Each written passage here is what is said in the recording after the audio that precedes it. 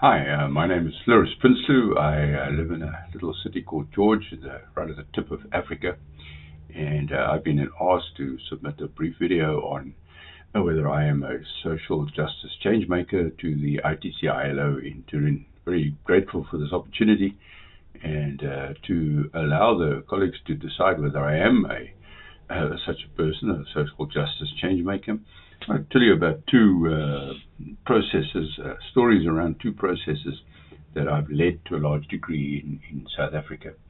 The one is about the apprenticeship system. I'm a great systems person. I believe that systems endure.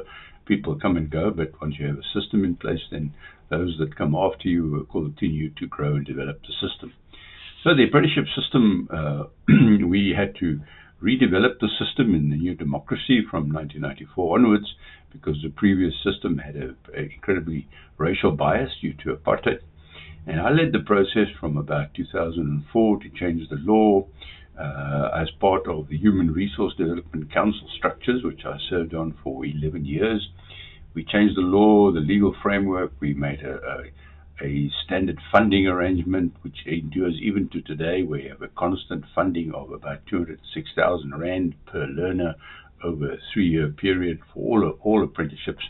And we have linked that apprenticeship system to our new artisan system. In South Africa, artisan development is primarily through apprenticeships. We also did a really good job on recognition of prior learning, which I led for artisans, also standardized grants, nice toolkits, and because a huge amount of South Africans have developed artisanal skills like plumbing and electrical and bricklaying, but they never got certificated. So we have a good recognition of prior learning system for artisans as well. And then what we did is we took also part of the process, the public TVET colleges. We have progressively transformed them now into more non-academic but more kind of occupational centers called centers of specialization with a focus on artisan development. We ran a massive advocacy programs around schools and employers over the 10 years from 2014 to 2024 called the Decade of the Artisan, and it really is working quite well. And in fact, yesterday the President in his State of the Nation address in our country specifically referred to the TVETs continuing to drive the artisan development system in our country. All of this work around the artisan development system, I was very glad that the ILO, through Dr. Ashwani Agarwal and also Ms.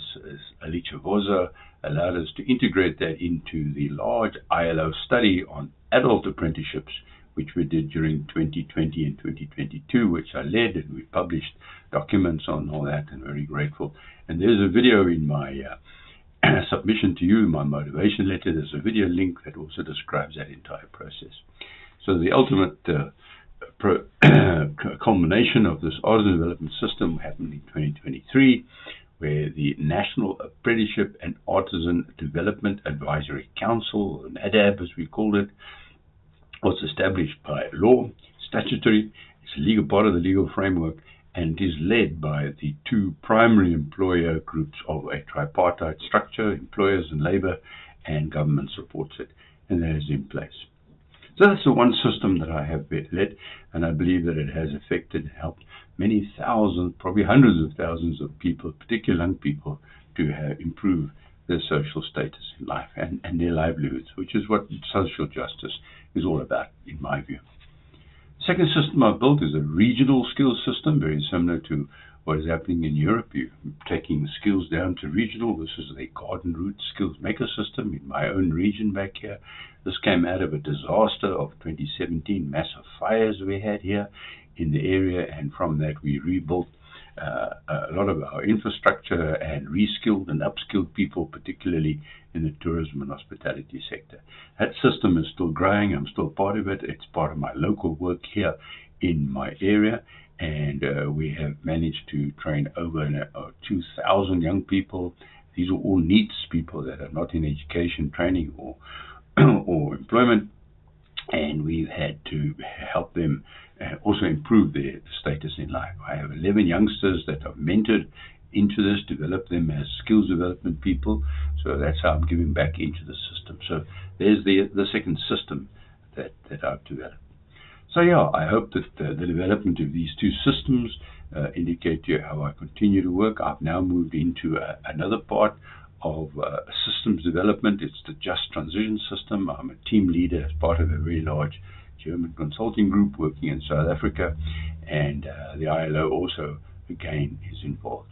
So I want to thank you again, and particularly my friend Stefano Marante. I don't know if he's part of the process in Turin, but he's been a great friend of mine. I've worked well with him over the years at ILO. So thank you again for the opportunity. I apologize, my video is a little bit too long, but I have to do justice to at least what I'm trying to work with here in South Africa. All the best.